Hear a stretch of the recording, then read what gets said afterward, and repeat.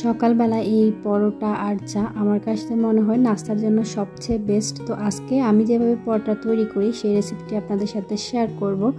আসসালামু আলাইকুম, টুম্পা 7 শর্টস থেকে আমি টুম্পা আছি আপনাদের সাথে, কাছে এবং দূরেতে যেখান থেকে আমার ভিডিওটি দেখছেন। আশা করি আল্লাহর অশেষ রহমতে আপনারা সবাই ভালো আছেন, আমিও ভালো আছি আলহামদুলিল্লাহ। দিনের শুরু থেকে আজকের ভিডিওটি শুরু করলাম। সকালবেলায় উঠে প্রথমে ঘরদোর ঝাড় দেওয়া বা অন্য যে কাজগুলো আছে সেগুলো শেষ করে আসলাম নাস্তা তৈরি করতে। তো নাস্তা তৈরি করতে এসে দেখলাম দুধ পাউডার যেটা ওটা শেষ হয়ে গেছে, আর আটার প্যাকেটটা খুলে পরোটা বানানোর জন্য আটাটাও নিয়ে নিলাম। এখানে আমি আজকে 1 কেজি আটা নিয়ে নিয়েছি, সাথে 2 টেবিল চামচ চিনি, 1 চা চামচ দিয়ে দিলাম লবণ, দিয়ে সামান্য একটু তেল দিয়ে দিচ্ছি। তো আমি যখন এই পরোটা তৈরি করি তখন হচ্ছে একটু বেশি করে তৈরি করি, কারণ এই পরোটাটা আমি একবার ডোটা তৈরি করে 2-3 দিন এটা নর্মাল ফ্রিজে রেখে ব্যবহার করি। এখন হচ্ছে সবগুলো আমি খুব ভালোভাবে হাত দিয়ে মিক্স করে নেব। হাত দিয়ে মিক্সটা কিন্তু খুব ভালোভাবে করতে হবে, এতে করে পরোটার ডোটা কিন্তু খুব ভালো হয়, স্মুথ হয়। তো এটা ভালো করে মিক্স করে নেওয়ার পরে এখন হচ্ছে আমি এখানে দিচ্ছি পানি। এই পানিটা কিন্তু একদম নর্মাল পানি দেওয়া যাবে না, আবার খুব বেশি গরমও না। এই ডোটা হচ্ছে আমি কুসুম গরম পানি দিয়ে করে নিয়েছি। খুব বেশি ড্রাই করে ডোটা তৈরি করলে পরে হয় যে কি পরোটাটা বেলতে কষ্ট হয়ে যায়, আর পরোটাটা তো 2 বার করে বেলতে হবে, এতে অনেকটা ঝামেলা হয়ে যায়। তো আমি যতটুকু সম্ভব একদম সফট করেই ডোটা তৈরি করার চেষ্টা করি। তো সেজন্য আমি দেখুন পরোটার ডোটা একদমই সফট করে এটা তৈরি করছি। উপর দিয়ে আবার একটু তেল দিয়ে আবার একটু ভালোভাবে হচ্ছে হাত দিয়ে এটা মথে নিচ্ছি। তেলটা দিলে আটাটার হাতে লেগে যাবে না, খুব ভালো করে মথে তেলটা দিয়ে আমি ভালো করে রেখে এখন হচ্ছে এটা আমি রেস্টে রেখে দেবো। দেখুন এটা একদম সফট আছে, কিন্তু এটা এখন হচ্ছে আমি রেস্টে রেখে দিচ্ছি। 10 থেকে 15 মিনিটের জন্য একটু রেস্টে রেখে দেবো। পরোটার ডোটা যত বেশি রেস্টে রাখা যায় ততটাই ভালো। এখন যেহেতু সকালবেলা নাস্তা তৈরি করতেছি, তো সকালে বেশি কতক্ষণ আর রাখা সম্ভব নয়, সবাই নাস্তা করবে, বাট পরোটা তৈরি করতে হবে। তো আপনারা যদি চান রাতে এই পরোটার ডোটা তৈরি করে নর্মাল ফ্রিজে রেখে দিলে সকালে উঠে পরোটা তৈরি করে নিতে অনেকটা কাজের ঝামেলাও কমে যায়। আবার হচ্ছে যে কি পরোটাটা তৈরি করলে পরোটা সুন্দর হয় রেস্টে রাখলে পরোটার ডোটা। এখন হচ্ছে আমি এগুলা ছোট ছোট করে এরকম গোল করে নিয়েছি, করে ছুরি দিয়ে কেটে নিলে, লিচিগুলো যদি ছোট ছোট করে কেটে নিই ছুরি দিয়ে কাটলে এটা কাটাটা সহজ হয় আর কাজটা করা অনেক ইজি হয়ে যায়। তো আমি এভাবে করে সবগুলা হচ্ছে ডো এভাবে করে লিচি কেটে এটা রেখে দেবো। আমি কিন্তু সবগুলো আজকে পরোটা বেলবো না, যেহেতু আগেই বললাম আমি একসাথে 1 কেজি আটা তো ডো করেছি, এতগুলার পরোটা খাওয়ার মতো লোক বাসায় নেই, বাট এতগুলো আমি খাইও না, এটা আমার 2 থেকে 3 দিন চলে যাবে। এই ডোটা হচ্ছে এভাবে করে নর্মাল ফ্রিজে রেখে দিলে এটা আমি হচ্ছে পরবর্তীতে যখন পরোটা তৈরি করব তখন হচ্ছে এটা আমি নর্মাল ফ্রিজ থেকে নামিয়ে এই ডোগুলা বেলে হচ্ছে পরোটা তৈরি করে নেব।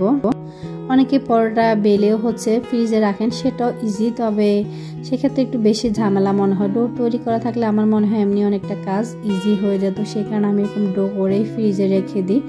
এখন হচ্ছে আমি একটা ডো এরকম একটা গোল করে এভাবে করে ফোল্ড করে নিয়েছি, কারণ এভাবে গোলটা করে নিলে সুবিধা হয়, কাজের একটু ঝামেলা কম হয়। সকালে রোদ উঠেছে আর আমার হাতের উপরও প্রচুর রোদ পড়তেছে, তো সেই কারণে হচ্ছে কাজটা ক্লিয়ারলি মনে হচ্ছে দেখা যাচ্ছে না, রোদের তাপটা একদম ক্যামেরার উপরে এসে পড়েছে। সকালের এই মিষ্টি মিষ্টি রোদে কাজ করতে ভালোই লাগছে। তো আমি নর্মালি যেরকম আমরা রুটি বেলে নিই সেরকম করে একটা রুটি বেলে নিয়েছি। এখন এখানে একটু তেল আর সামান্য একটু আটা নিয়েছি, আটাটা নিয়ে হচ্ছে এভাবে আমি ফোল্ডটা করে নিচ্ছি। কীভাবে ফোল্ডটা করে নিচ্ছি সেটা দেখে বোঝা যাচ্ছে।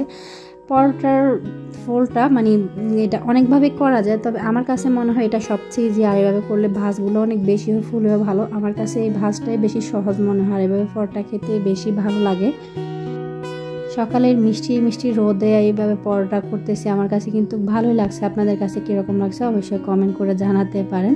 আর আমার ভিডিওগুলো যদি আপনাদের ভালো লাগে লাইক কমেন্ট শেয়ার করবেন, সাবস্ক্রাইব করে চ্যানেলের পাশে থাকবেন। ফেসবুক পেজ থেকে দেখে থাকলে পেজটাকে ফলো দিয়ে রাখবেন। আমি এভাবে করে সবগুলা পরোটা হচ্ছে বেলে নিয়েছি। তো এখন হচ্ছে পরোটাগুলো সেঁকে নিচ্ছি। পরোটা ছেঁকার সময় যে কাজটা করতে হয় যে এখানে হচ্ছে যে কি আমি প্রথমে কিন্তু কোনো তেল দেব না, প্রথম অবস্থায় হচ্ছে একটু হালকা একটা ফিট যখন এরকম হালকা একটু সেঁকা হয়ে যাবে এরপর হচ্ছে আমি তেলটা দিয়ে তারপর আবার হচ্ছে 2টা পাশ হচ্ছে ছেঁকে নিয়ে, প্রথমে একটা পাশ একটু ছেঁকে নিলে এটা যখন ড্রাই হয়ে আসে পরে আরেকটা পাশ উল্টে ছেঁকে নিলে এরপর যখন আমরা তেলটা দিই পরোটাটা খুব তাড়াতাড়ি ফোলে আর লালচে হয়ে যায়। প্রথমে তেলটা দিলে পরোটাটা খুব সুন্দর ভাজা হয় না, আর এত সুন্দর লালচে কালারটাও আসে না। তো এইভাবে করে আমি হচ্ছে সবগুলা পরোটা ছেঁকে নেব। তো সবগুলা পরোটা আমি এইভাবে করে ফেলেছি, আপনাদের সাথে শুধু একটাই বেলার এইটা শেয়ার করেছি, কারণ যদি সবগুলা বেলার শেয়ার করতে যাই সেক্ষেত্রে ভিডিওটা অনেক লং হয়ে যাবে, অনেক লেন্দি হয়ে যাবে, সেক্ষেত্রে অনেকে স্কিপ করে দেখবে। স্কিপ করে ভিডিও দেখলে ভিডিওর অনেক সমস্যা হয়, ভিউসের সমস্যা, রিচ এঙ্গেজমেন্ট কমে যায়। তো আপনারা যাতে স্কিপ করে না দেখেন সেজন্য হচ্ছে শর্টকাট করে দেখানোর চেষ্টা করি। এরপর যদি কেউ স্কিপ করেন তাহলে তো আর কিছু না। আপনাদের কাছে রিকোয়েস্ট থাকবে স্কিপ না করে ভিডিওটা পুরো দেখবেন। আমি হচ্ছে এভাবে করে সবগুলো পরোটা ছেঁকে নিচ্ছি। আর যেটা হচ্ছে আমার এই চ্যানেলটার নাম হচ্ছে টুম্পাস হেভেন শর্টস, কারণ এখানে আমি শর্টস ভিডিও বেশি আপলোড করি, খুব বেশি যে লং ভিডিও আপলোড করি সেরকম না। অনেক আগে একটা লং ভিডিও আপলোড করেছিলাম, আর হচ্ছে আজকে মনে হয় 1 থেকে 2 মাস পরে আমি একটা লং ভিডিও হচ্ছে আপলোড করছি। আশা করি আপনাদের ভালো লাগবে, ভালো লাগলে আপনারা কমেন্ট করে জানাতে পারেন। আপনাদের উৎসাহ পেলে পরবর্তীতে আরও লং ভিডিও নিয়ে আসার চেষ্টা করব ইনশাআল্লাহ। আমি সবগুলো পরোটা ভেজে নিয়েছি, আর একটা পরোটা ভেঙে দেখিয়ে দিচ্ছি, এটা খুব সুন্দর হয়েছিল। বাকি ডোগুলো আমি হচ্ছে ফ্রিজে রেখে দিয়েছি, আমার যে 2-3টা আজকে লাগবে সেই পরিমাণে আমি হচ্ছে 5-6টি পরোটা বেলে নিয়েছি, নর্মাল ফ্রিজে রেখে দিয়েছি। আর পরোটা তৈরি করার সময় চিনিটা আমি 2 টেবিল চামচ দিয়েছিলাম, তো সেটা তো আপনাদের বলেছি। আর 1 কেজি ময়দার সাথে 1 চা চামচ লবণ, অনেকে হচ্ছে লবণটা কীরকম খান সেটা অবশ্যই আমার মনে হয় চেক করে নেওয়া ভালো। এটা আমি আগে বলে গিয়েছিলাম, বাট বলি নাই, তো এখন ভাবছি বলে দিই, কারণ অনেক নতুন রাঁধুনি আছে যারা হয়তো আমার মানে যে মেজারমেন্টটা দিয়েছি সেটা অনুযায়ী যদি করতে যান পরে কিন্তু বিভাগে পড়লে আমাকে আবার বকবেন যে আপু রেসিপিটা দেখে হচ্ছে আমি কি পরোটা বানাইছি। তো পরোটার সাথে যেটা মোস্ট বি ইম্পর্টেন্ট, চা না হলে ভালো লাগে না, বাট চা ছাড়া তো পরোটাটা আমার মনে হয় অসম্পূর্ণ লাগে। তো আমার অবশ্যই পরোটা ডিম ভাজি দিয়েও খাই, বাট মাংসের ঝোল থাকলে ওইটা দিয়েও খাই, তবে চা দিয়ে খাওয়া বেশি পছন্দ। তো সবার শেষে হচ্ছে আমি একটু চা নিয়েছি, আর আজকে চাটা আমি কনডেন্স মিল্কটা দিয়ে বানাইছি, অন্য কিছু আর দিনে লিকারটা করে। তো এই যে আমার সকালের নাস্তা শেষ, এখন হচ্ছে আবারও কিচেনে চলে আসলাম। অনেকগুলা গোছানো বাকি আছে, রাতে ফল আনিয়ে রাখছি, ফলগুলো বাচ্চাদেরকে একটু দেবো কেটে।